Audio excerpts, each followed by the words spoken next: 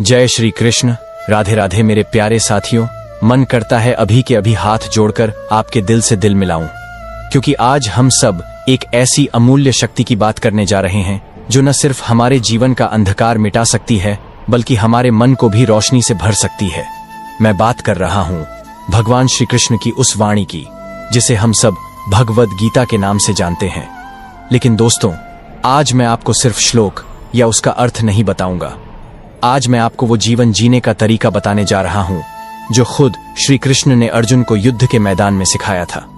तो चैनल को जरूर लाइक और सब्सक्राइब कर दीजिए और कमेंट में एक बार दिल से लिखिए राधे राधे, क्योंकि ये वाणी है जीवन को बदल देने वाली। अब जरा आंखें बंद कीजिए। कल्पना कीजिए आप जीवन के किसी मोड़ पर खड़े हैं, कभी रिश्तों की उलझन में, कभी मन की बेचैनी में, कभी जिम्मेदारियों के बोझ में दबे हुए, या कभी बस खुद से ही हार चुके। क्या आपने कभी ऐसा महसूस किया है? अगर हां, तो समझ लीजिए आप अर्जुन हैं और आपके हर सवाल का जवाब, हर उलझन की सुलझन और हर डर की ढाल श्री कृष्ण की वाणी में छुपी है।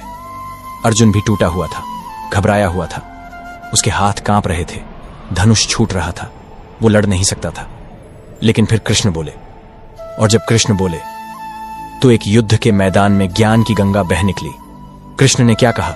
उन्होंने कहा, कर्म कर, फल की चिंता मत कर। दोस्तों, क्या आप जानते हैं हम में से ज्यादातर लोग दुखी क्यों रहते हैं?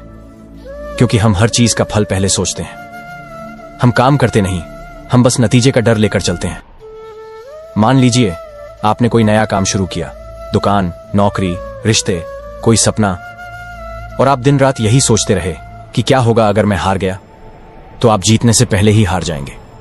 कृष्ण कहते हैं, तेरा अधिकार सिर्फ कर्म पर है, फल पर नहीं। यानी तू मेहनत कर, पूरे मन से कर, ईमानदारी से कर, लेकिन फल उसे भगवान पर छोड़ दे। क्यों? क्योंकि जब आप फल की चिंता छोड़ देते हैं तब आप पूरा मन लगाकर कर्म कर पाते हैं, और वहीं से सच्ची सफलता की शुरुआत होती है। देखिए, अगर बारिश करनी है तो बादलों को कभी खेत से इजाजत नहीं लेनी पड़ती, वो बस अपने वक्त पर बरसते हैं। उसी तरह जब हम अपने कर्म पर फोकस करते हैं तो फल अपने समय पर बरसता ही है। तो सवाल उठता है, क्या हमें कोई अपेक्षा नहीं रखनी चाहिए? नहीं, कृष्ण ने अपेक्षा से नहीं, अटैचमेंट से मना किया। उन्होंने कहा, तू कर्म कर, पर उसमें ऐसा ना उलझ कि उसका फल तुझ पर हावी हो जाए। देखिए दोस्तों, हम हर रिश्ते से, हर काम से, हर फैसले से जुड़ जाते हैं। इतना जुड़ जाते हैं कि अगर वैसा नहीं हुआ जैसा चाहा तो हम टूट जाते हैं, और फिर मन कहता है, क्या जरूरत थी करने की? तभी तो श्री कृष्ण ने कहा, जिसे तुम तुम्हारा मानते हो वो कभी तुम्हारा था ही नहीं, जो आया है वो जाएगा ही। कितनी गहरी बात है ना। आज हम जिसे अपना समझते हैं, रिश्ते, पैसा, सम्मान, शरीर, सब कुछ, वो सब इस जीवन के किराएदार हैं। मालिक तो बस एक ही है, भगवान। अब सोचिए, अगर ये शरीर भी हमेशा का नहीं तो बाकी चीजों से इतना मोह क्यों? कृष्ण कहते हैं, जो हुआ अच्छे के लिए हुआ, जो हो रहा है वो भी अच्छे के लिए हो रहा है, और जो होगा वो भी अच्छे के लिए ही होगा। ये सिर्फ शब्द नहीं है दोस्तों, ये उस व्यक्ति की बात है जिसने संपूर्ण ब्रह्मांड को चलाया है।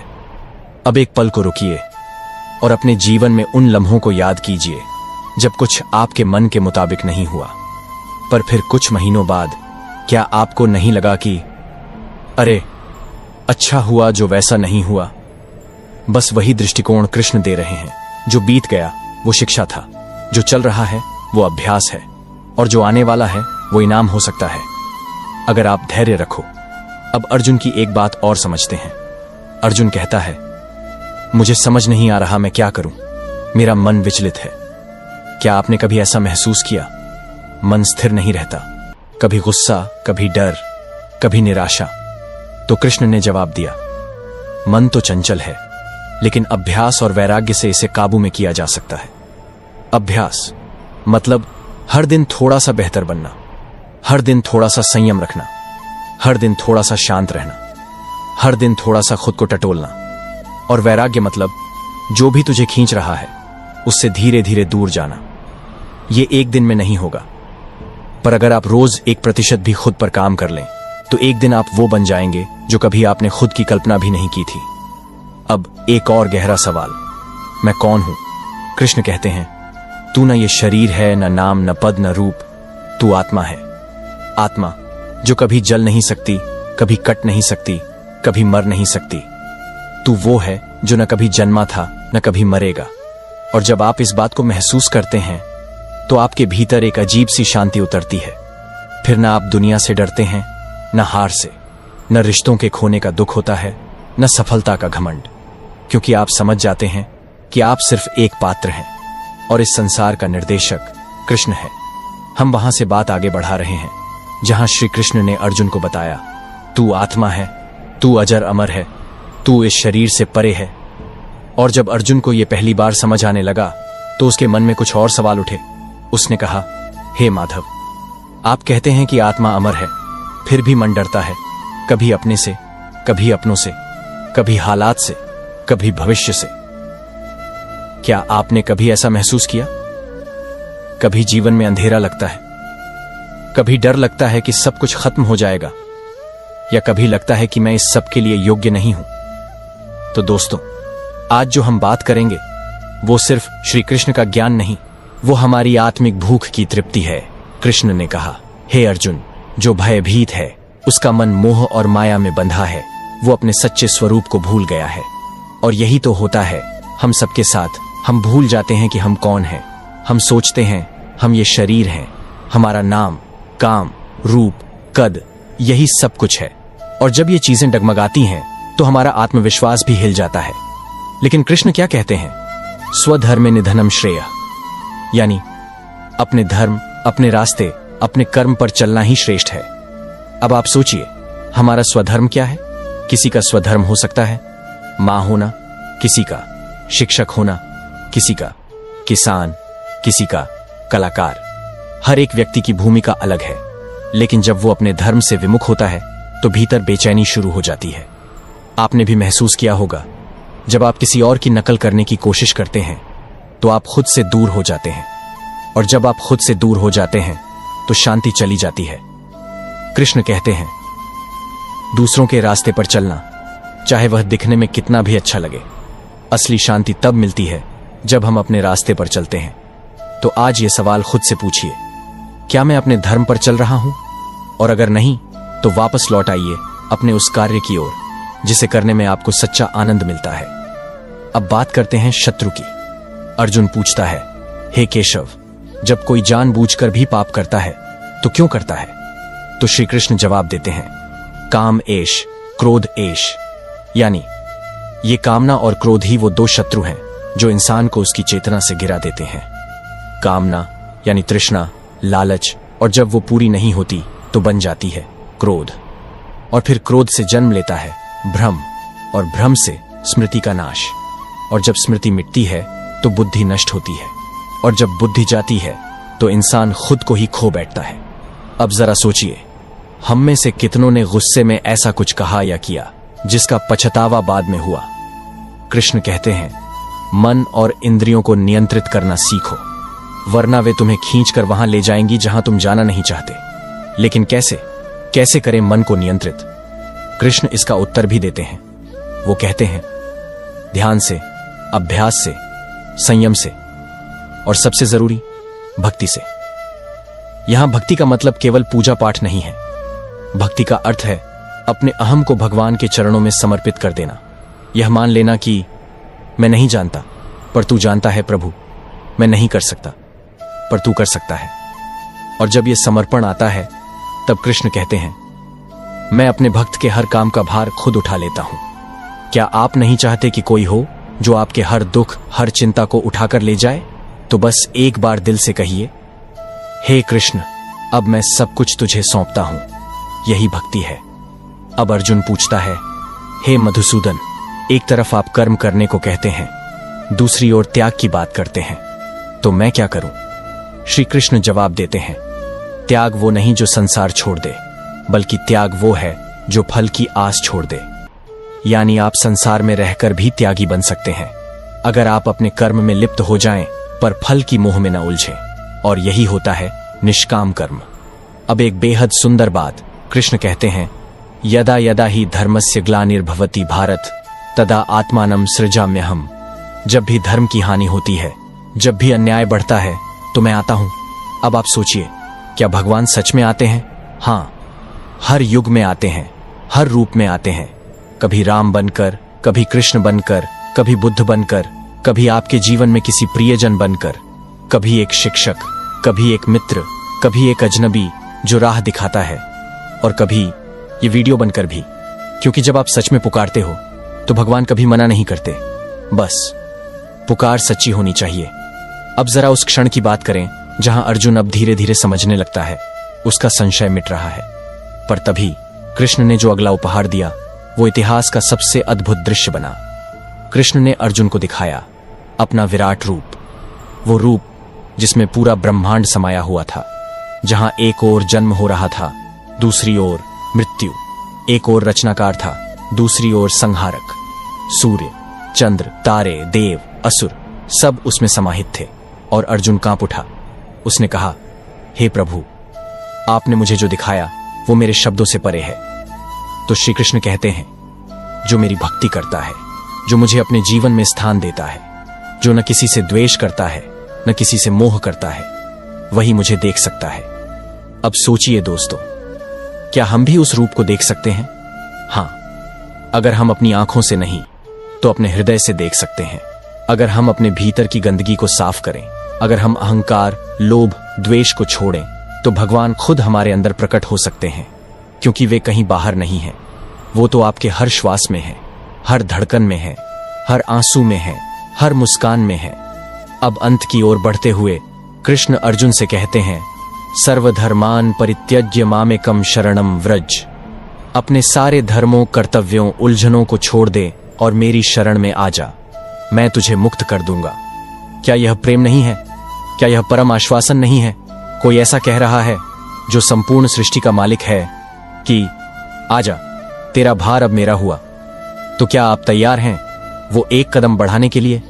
अगर हां, तो अभी कमेंट में लिखिए राधे राधे और दिल से कहिए, हे कृष्ण, मैं तेरा हूं। हम उस मोड़ पर पहुंच चुके हैं जहां अर्जुन अब भयभीत नहीं है, अब वह भ्रम में नहीं है, अब वह सिर्फ योद्धा नहीं बल्कि ज्ञानी योद्धा बन चुका है। पर क्या इतना ही काफी है? श्री कृष्ण ने एक अंतिम कार्य किया, एक अंतिम दीपक जलाया, जिससे अर्जुन के भीतर का अंधकार हमेशा के लिए मिट गया। क्योंकि ज्ञान तब तक अधूरा है जब तक वह जीवन में उतर न जाए। तो आइए हम भी उस अंतिम प्रकाश की ओर बढ़ें। कृष्ण कहते हैं, हे अर्जुन, तू मेरा प्रिय है और मैं तुझसे इसलिए कहता हूं क्योंकि मैं चाहता हूं तू मुक्त हो, आजाद हो अपने ही बंधनों से। अब जरा सोचिए, किसी ने कभी आपको ऐसा कहा है? शायद नहीं। लेकिन श्री कृष्ण कहते हैं, मैं तुझसे प्रेम करता हूं और मैं चाहता हूं तू जागे। और हम सबको भी वो यही कह रहे हैं। वो चाहते हैं कि हम भी उस अर्जुन की तरह दृढ़, शांत, ज्ञानी और कर्मयोगी बने। अब आइए देखते हैं श्री कृष्ण ने अर्जुन को क्या अंतिम ज्ञान दिया। कृष्ण कहते हैं, जो हुआ वो अच्छा हुआ, जो हो रहा है वो भी अच्छा हो रहा है, और जो होगा वो भी अच्छा ही होगा। ये वाक्य तो आपने सुना होगा, पर इसका अर्थ बहुत गहरा है। इसका मतलब है, हर परिस्थिति, हर दुख, हर मोड़ हमें कहीं ना कहीं बड़ा बना रहा है, लेकिन हम देखते हैं केवल परिणाम।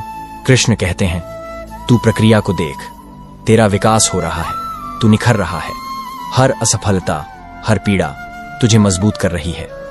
क्या आपने कभी यह अनुभव किया, जब कोई रिश्ता टूटा तो बाद में आप और परिपक्व हो गए, जब कोई अवसर छूटा तो किसी और रास्ते से और सुंदर चीजें आईं? यही श्री कृष्ण कह रहे हैं, जीवन तेरे पक्ष में काम कर रहा है, तू बस धैर्य रख। अब अर्जुन पूरी तरह बदल चुका था। वो अब केवल युद्ध के लिए तैयार नहीं था, बल्कि आत्मज्ञान से भरा हुआ था। उसने कहा, हे कृष्ण, अब मेरा मोह दूर हो गया है। अब मैं समझ गया हूं कि मेरा कर्तव्य क्या है। अब मैं लड़ूंगा निस्वार्थ भाव से तेरे बताए रास्ते पर। और तभी श्री कृष्ण मुस्कुराए, क्योंकि उन्होंने जो कहा था वो अब जीवन बन चुका था। तो अब सवाल ये है, क्या हम भी वो अर्जुन बन सकते हैं? क्या हम अपने जीवन के हर युद्ध में दृढ़ता, शांति और समर्पण के साथ उतर सकते हैं? हां, बिल्कुल बन सकते हैं। श्री कृष्ण ने हमें गीता के माध्यम से सिर्फ उपदेश नहीं दिए, बल्कि एक जीवन जीने की कला सिखाई। तो आइए हम इस अमूल्य ज्ञान को 5 बातों में समझते हैं, जो श्री कृष्ण ने हमें जैसे एक सखा, एक मार्गदर्शक के रूप में सिखाई है। पहली बात, आत्मा अमर है, भय भ्रम है। जब हम समझ जाते हैं कि हम शरीर नहीं बल्कि आत्मा है, तो दुख, डर और मरण हमें नहीं छूते। कृष्ण कहते हैं, न तू किसी को मार सकता है, न कोई तुझे मार सकता है। तू न जलता है न कटता है, तू शाश्वत है। सोचिए, अगर हम यही भाव अपने अंदर रख लें तो कौन सी चिंता हमें डिगा सकती है। दूसरी बात, कर्म कर, फल की चिंता मत कर। कर्म योग का यह मूल मंत्र है। तू सिर्फ अपना कर्तव्य निभा, फल क्या होगा ये मुझ पर छोड़ दे। कितनी बार हम काम करते हुए मन में सोचते हैं, क्या मिलेगा, अगर असफल हुए तो लोग क्या कहेंगे। कृष्ण कहते हैं, बस कर, अपने मन और आत्मा से कर। तू जो कर रहा है उसमें ईश्वर को देख, और जब आप ऐसा करते हैं तो हर काम पूजा बन जाता है। तीसरी बात, भक्ति केवल पूजा नहीं, समर्पण है। कृष्ण कहते हैं, तुम जो कुछ भी खाते हो, जो कुछ भी दान करते हो, जो कुछ भी तप करते हो, वो मुझे समर्पित करो। यानी जीवन के हर पल में अगर तुम मुझे रखोगे तो मैं तुम्हारे साथ हो जाऊंगा। भक्ति सिर्फ मंदिर की घंटी नहीं है। भक्ति वो है जब एक मां अपने बच्चे को प्यार से देखती है। भक्ति वो है जब आप अपने कर्म में सच्चे हों। भक्ति वो है जब आप यह मान लें, हे कृष्ण, जो मैं हूं, जैसा हूं, सब तेरा है। चौथी बात, सच्चा ज्ञान विवेक की आंख खोलता है। श्री कृष्ण बार बार कहते हैं, ज्ञानी वही है जो हर जगह मुझे देखता है। यानी हर स्थिति, हर व्यक्ति, हर घटना में ईश्वर की योजना को देखना। जब कोई दुख दे तो समझना शायद कुछ सिखाना चाहता है। जब कोई साथ छोड़ दे तो जानना कोई नया रास्ता खुलने वाला है। विवेक केवल किताबों से नहीं आता, वो आता है अनुभव और समर्पण से। पांचवी और अंतिम बात, जीवन का लक्ष्य परमात्मा से एक होना। गीता का अंतिम सार ये है, तू सब कुछ छोड़ दे और मेरी शरण में आ जा। कृष्ण कोई डराने वाले ईश्वर नहीं है, वो प्रेम है। वो चाहते हैं कि हम ये दिखावटी आवरण छोड़ दें, हम अपना नकली अभिमान छोड़ दें, हम अपने मैं को छोड़ दें। क्योंकि जब मैं हटता है तभी कृष्ण प्रकट होते हैं। अब जरा सोचिए, हम में से कितनों ने जीवन को केवल दूसरों की उम्मीदों में उलझा रखा है। क्या आपने कभी खुद से पूछा, मैं क्यों जी रहा हूं? क्या मैं वो कर रहा हूं जिससे मुझे शांति मिले? क्या मैं कृष्ण के रास्ते पर चल रहा हूं? अगर नहीं तो अभी समय है। कृष्ण की ये वाणी केवल अर्जुन के लिए नहीं थी, ये आपके लिए थी। तो आज से हर सुबह उठकर कहिए, हे कृष्ण, आज का दिन तुझे समर्पित है। मेरे हर कर्म में तू रहे, मेरे हर निर्णय में तू रहे। और रात को कहिए, धन्यवाद कृष्ण, जो दिया जो लिया सब तेरा। तो आइए, इस गीता सार के अंतिम क्षण में मैं आपसे सिर्फ एक विनती करता हूं, अपने भीतर के कृष्ण को मत खोइए। और जब खो जाए तो अर्जुन बनकर पूछिए, कृष्ण फिर उत्तर देंगे। क्योंकि वो दूर नहीं है, वो तो हर समय सुन रहे हैं। अब इस पावन ज्ञान को किसी और के जीवन में भी रोशनी बनाकर भेजिए। अगर ये शब्द आपके हृदय को छू गए तो वीडियो को लाइक कीजिए, चैनल को सब्सक्राइब कीजिए और कमेंट में पूरे प्रेम से लिखिए, राधे राधे, जय श्री कृष्ण।